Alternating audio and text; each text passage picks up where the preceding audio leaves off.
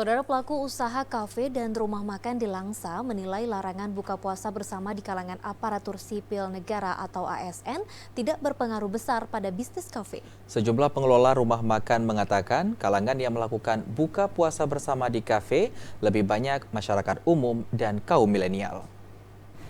Pelaku usaha rumah makan dan kafe di Kota Langsa tidak terlalu mengkhawatirkan soal larangan aparatur sipil negara atau ASN untuk menggelar buka puasa bersama.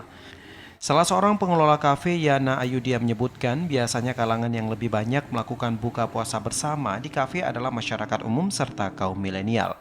Menurutnya, karena aturan itu tidak berlaku bagi masyarakat umum sehingga tidak akan berpengaruh besar terhadap bisnis rumah makan dan kafe.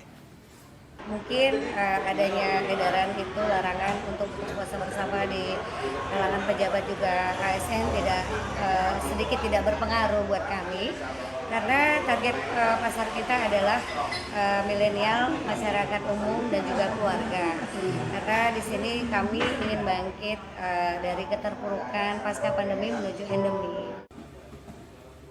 Sebelumnya Presiden Joko Widodo mengeluarkan arahan terkait larangan buka puasa bersama kepada pejabat dan juga pegawai ASN.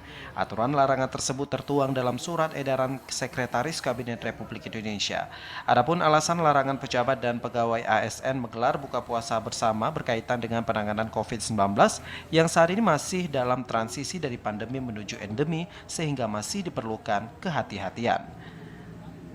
Dari Langsa, Mulyadi, TVRI melaporkan.